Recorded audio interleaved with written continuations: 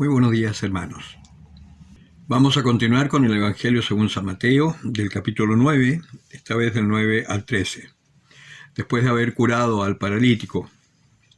Cuando Jesús se iba de allí, al pasar, vio Jesús a un hombre llamado Mateo, sentado en el despacho de impuestos, y le dice: «Sígueme». Él se levantó y le siguió. Y sucedió que estando él a la mesa en casa de Mateo, vinieron muchos publicanos y pecadores y estaban a la mesa con Jesús y sus discípulos.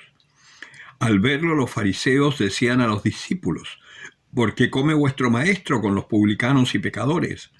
Mas él, al oírlo, dijo: «No necesitan médico los que están fuertes, sino los que están mal.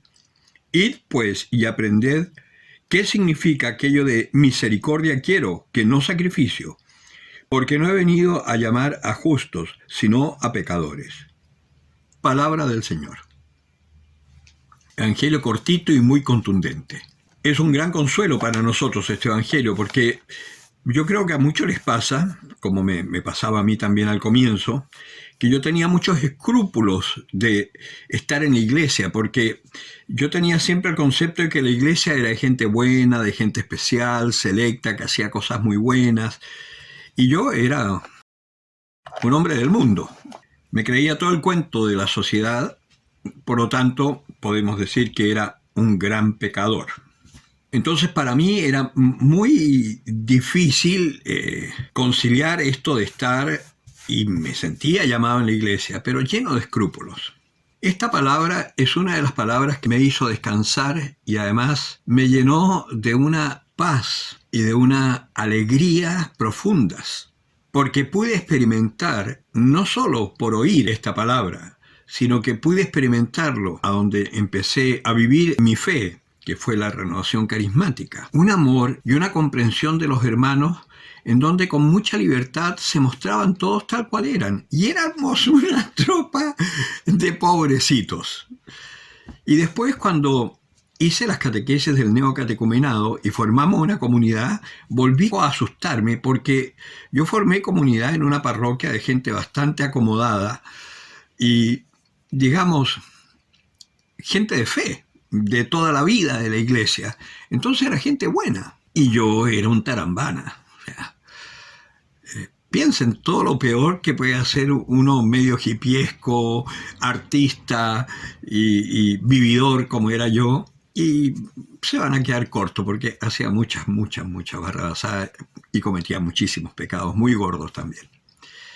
Entonces me empecé como a sentir un poco achunchado, hasta que después de un mes, en la primera convivencia que tuvimos para contar cómo nos estaba yendo, cuál había sido esta experiencia tan novedosa de juntarse una vez a la semana a escuchar la palabra de Dios, poder comentar entre nosotros lo que nos había llegado, en fin, y con unas palabras hermosas, y roca, árbol, agua, palabras muy simples, pero entendiendo el significado de la palabra en la Escritura. Y me sorprendió, porque sentí la necesidad de mostrarme tal cual era a mis hermanos, y además corriendo el peligro de que se escandalizaran tanto que me echaran. Pero era la última puerta que había tocado, y yo sabía que si de ahí no podía estar, ya no sabía qué hacer con mi vida. Había estado con psicólogos, había estado en terapias, en 20.000 cosas. Y me sorprendió que esta gente tan buena, tan distinguida y tan católica, primero no se escandalizaran. Y después, además, empezaran a contar también quiénes eran. Y nos dimos cuenta que éramos estos pecadores que el Señor había llamado a su iglesia. En realidad, hoy estamos clarísimos que no somos para nada justos, pero el Señor nos justifica. Así que esta palabra, más bien a ustedes que me están escuchando, que los llene de consuelo y de esperanza, porque yo sé que muchos tienen escrúpulos de estar en la iglesia, al saber cómo son, y están siempre como penitentes o como pobres pidiendo misericordia al Señor. Yo les digo una cosa: el Señor ya tuvo misericordia.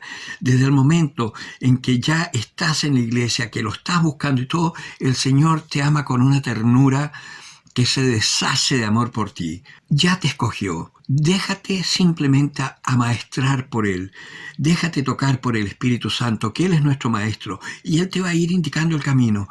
Y en la medida en que tú vayas entregándote al Espíritu, ojalá en una comunidad de hermanos, vas a ir, como lo dijera, siendo penetrado por la gracia del Espíritu, hasta que de ti nazca uno que es como Cristo, que puede amar, que puede perdonar, que no tiene juicios contra los demás, que se sabe pequeñito, pero que el Señor lo hace fuerte. Esa es la iglesia que el mundo necesita. Una iglesia no de triunfalistas, sino que una iglesia de agradecidos de Dios por el amor que les ha tenido y que somos capaces de manifestar ese amor a toda la gente. Eso es lo que va a transformar el mundo. Y este mundo tan caótico, el día en que este pequeño resto, porque seremos un pequeño resto los que quedemos, no vamos a ser muchos, el día en que este pequeño resto por fin se deje conducir por el Señor, el mundo cambiará. Y ahí no habrá nada que pueda impedir la manifestación gloriosa del poder de Dios para todos los hombres. Así que dejemos de mirarnos a nosotros y empecemos a mirar al Señor. Ya sabemos que el Señor no ha llamado a justos. Por lo tanto, si tú te estás dando cuenta que eres un pecador, alégrate, porque estás en el lugar adecuado. El que tenga oídos para oír, que oiga.